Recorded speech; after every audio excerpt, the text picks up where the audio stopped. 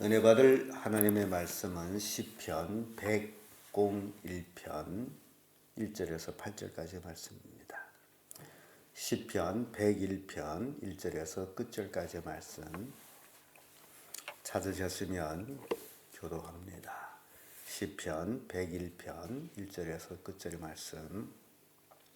내가 인자와 공의를 찬송하겠나이다. 여호와여, 내가 주께 찬양하리이다. 내가 완전한 길에 주의하오리니 주께서 언제나 내게 임하시겠나이까. 내가 완전한 마음으로 내 집안에서 행하리이다. 나는 비루한 것을 내 눈앞에 두지 아니할 것이요, 배도자들이 행위를 미워하니 이것이 내게 붙잡지 아니하리이다.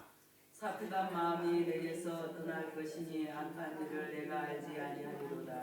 그 이웃을 그윽히 허는 자를 내가 멸할 것이요, 눈이 높고 마음이 교만한 자를 내가 용납지 아니하리로다. 내 눈이 이 땅에 충성된 자를 살펴 나와 함께 거하게 하리니 완전한 길에 행하는 자가 나를 수종하리로다. 거짓 행하는 자가 내 집안에 거하지 못하면 거짓말하는 자가 내 목전에 서지 못하리로다. 아침마다 내가 이 땅의 모든 악인을 멸하리니 죄악 행하는 자는 여호와의 성에서 다 끊어지리로다. 아멘. 이 말씀으로 충성된 자, 이런 제목으로 말씀을 나누겠습니다. 이 인간 사회는 지금은 신용 사회로 지금 바뀌어가고 있습니다. 미국 같은 나라는 신용을 어겼다, 신용을 잃었다, 그러면 그 사회에서 생존하기가 어렵습니다. 이게 인간과 인간 사회도 신용이라는 게 이렇게 중요한 것을 우리에게 보여주는데, 그렇다면 우리가 하나님의 자녀로서 하나님 앞에 어떤 신용을 가지고 있느냐, 그겁니다. 그래서 충성된 자와 불충성된 자가 이렇게 구분이 나오는데, 나는 예수 그리스도를 믿고 참으로 예수 그리스도에게 충성하는 자이냐, 아니면 믿음의 신용도 지키지 못하고 있는 자이냐, 그걸 우리에게 교훈을 하고 있습니다. 그래서 잘 믿는다 못 믿는다라는 것이 중요한 게 아니고, 정말 내가 예수 그리스도를 잘 믿는다면 어느 만큼 충성하고 살았느냐, 어느 만큼 믿음의 신용을 지키며 살았느냐라는 것입니다. 그래서 오늘 시편 101편 1절에서 8절까지의 말씀 속에서 충성된 자가 어떤 자냐라는 것을 우리에게 보여주는데, 그 첫째가 배도자를 미워하는 것이다 라는 거예요. 1절에서 3절까지의 말씀인데, 여기 보면 1절에 내가 인자와 공의를 찬송하겠나이다. 여호와여, 내가 주께 찬양하리다. 내가 완전한 길에 주의하오리니 주께서 언제나 내게 임하시겠나이까. 내가 완전한 마음으로 내 집에서 행하리이다. 시편 기자는 하나님 앞에 완전한 마음으로 행하겠다라고 얘기합니다. 흐트러진 마음이 아니고 오로지 충성된 마음으로 하나님을 향할 것이다 라고 그러죠. 그러면서 3절에 나는 비루한 것을 내 눈앞에 두지 아니할 것이요, 배도자들이 행위를 미워하니 이것이 내게 붙잡지 아니하겠나이다. 사람은 이익에 따라서 쓸개 붙었다, 간에 붙었다 하는 사람들이 있습니다. 자기의 자그마한 이익 때문에, 그리고 자기의 그 자그마한 이익이 된다라는 그 마음 때문에 불평도 하고 기쁘도 하고 슬프도 하고 그렇습니다. 그런데 하나님 앞에서는 그게 중요한 게 아니다. 하나님 앞에 우리가 이익을 따지는 게 아니고, 어떤 의미에서는 우리는 이미 엄청난 이익을 본 자들입니다. 예수 그리스도를 믿음으로 그 태산보다 더 큰 죄악 덩어리들이 다 용서됐다라는 것. 그 한 가지만 우리가 생각해도 내 죄가 용서받았다, 지옥으로 가지 않게 됐다라는 것, 그 하나만 가지고도 우리는 기쁨이 충만해서 충성된 자가 되어야 됩니다. 구약도 그렇고 역사적으로 볼 때 장군들이 자기 생명을 구원해 주게 되면 자기 생명을 바쳐서 그렇게 충성하는 모습을 봅니다.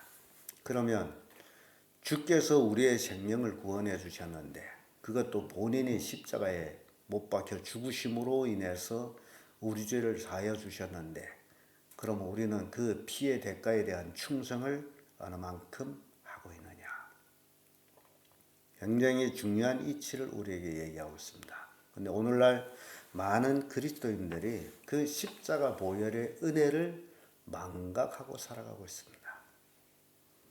그 한 가지만 늘 생각해도 기쁘고 즐겁고 충성할 수밖에 없는데 십자가 보혈의 은혜를 잊어버리기 때문에 엉뚱한 세상 것을 놓고서 기뻐하기도 하고 슬퍼하기도 하고 불평하기도 하고 있다.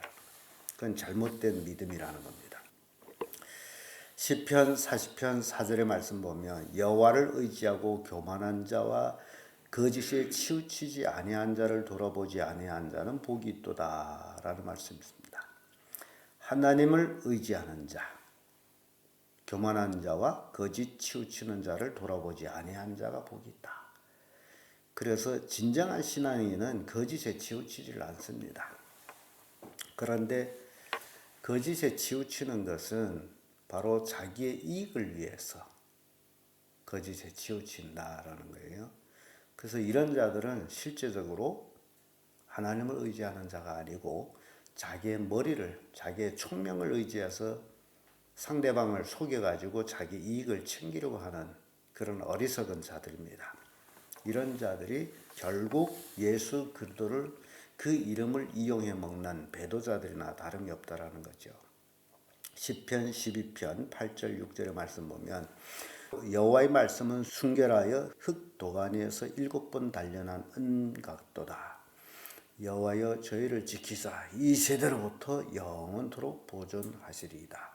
비루함이 인생 중에 높아지는 데에 악인이 처처에 횡행하도다. 그래서 이 세상에 비루한 자들이 많을 때에 악은 점점 커집니다. 오늘 기독교가 이런 문제에 봉착했어요. 정말 하나님 앞에 충성해야 될 기독교인들이 비루함에 연루돼 가지고 악을 행하고 있다. 이것은 배도하는 행위에 속한다라는 겁니다. 그래서 충성된 자는 배도하는 자를 미워한다. 합시하는 것이 아니라 미워하는 자다라는 거죠. 두 번째로 충성된 자는 사득한 자를 미워합니다. 4절의 말씀 보면 사득한 마음이 내게서 떠날 것이니 악한 일을 내가 알지 아니하리로다. 사득한 마음이 있으면 악을 도모하게 됩니다. 그래서 가장 중요한 것은 우리 마음에 무엇을 담고 있느냐가 중요합니다. 오로지 주님만 담고 있으면 선을 행하고 주의 영광 위해서 살아가는데 그렇지 아니하면 엉뚱한 일을 하게 되는 거예요. 잠언 17장 20절에 마음이 사득한 자는 복을 얻지 못하고 혀가 패역한 자는 재앙에 빠지느니라. 그래서 그 마음의 생각이 결과가 바로 멸망이라는 겁니다. 어떤 생각을 하느냐? 내 머릿속에 있는 생각은 타인이 모르지만은 그 생각이 바로 나의 멸망과 또는 축복을 결정하고 있다라는 것을 보여주고 있어요. 잠언 11장 20절에도 마음이 패례한 자는 여호와의 미움을 받아도 행위가 온전한 자는 그의 기뻐하심을 받느니라. 마음의 결정으로 하나님의 축복을 받거나 미움을 받게 돼 있다는 거예요. 그래서 복을 받고 못 받는 것은 외부에 있는 것이 아니라 바로 내 마음의 확정함에 있다라는 겁니다. 그래서 우리 자신의 그 사득한 마음이 생기지 않도록 우리 자신을 잘 단속을 해야 됩니다. 잠언 24장 8절에도 악을 행하기를 꾀하는 자를 일컬어 사득한 자라 하느니라. 어떤 자가 사득한 자냐? 바로 악을 행하기를 꾀하는 자. 그게 사득한 자라. 마음의 생각이 온통 악을 꾀하는 거예요. 근데 하나님께 충성된 자는 이런 자를 미워합니다. 근데 교회 안에서도 이렇게 성도들 이렇게 모습을 보게 되면 한번 엉뚱한 걸 꾀하는 사람들이 있어요. 이런 자들은 이제 충성된 자들에게 미움을 받게 돼 있다. 끝으로 충성된 자는 이웃을 비방하는 자를 미워합니다. 5절의 말씀인데 그 이웃을 극히 허는 자를 내가 멸할 것이요 눈이 높고 마음이 교만한 자를 내가 용납지 아니하리로다 라는 말씀입니다. 자기 자랑은 기껏 하는데 결국 자기를 높이고 남을 극히 허는 자들이 있습니다. 남을 비방하고 험담하고 이런 자들은 하나님께 충성된 자들은 이런 자들을 미워한다라는 거죠. 15편 1절에서 5절의 말씀 보면 여호와여 주의 장막에 유할 자가 누구오며 주의 성산에 거할 자가 누구오리까 정직하게 행하여 공의를 일삼으며 그 마음에 진실을 말하며 그 혀로 참소치 아니하고 그 벗에게 행악지 아니하며 그 이웃을 회방치 아니하며 그 눈은 망령된 자를 멸시하며 여호와를 두려워하는 자를 존대하며 그 마음에 선한 것은 해로울지라도 변치 아니하며 별리로 대금치 아니하며 뇌물을 받고 무죄한 자를 해치 아니하는 자니 이런 일을 행하는 자는 영영이 요동치 아니하리라. 시편 15편 1절에서 5절의 말씀 참 귀한 말씀입니다. 주의 장막에 거할 자, 주의 성산에 거할 자가 어떤 자냐라는 것을 분명히 말씀 주고 있습니다. 정직하게 행하고 공의를 일삼고 마음의 진실을 말하고 혀로 참소치 아니하고 그 벗에게 악을 행치 아니하고 그 이웃을 회방치 아니하고 망령된 자를 멸시하며 여호와를 두려워하는 자를 존대하며 그래서 우리가 이제 신앙생활하면서 하나님을 두려워하는 자를 우리가 존대할 줄을 알아야 돼요.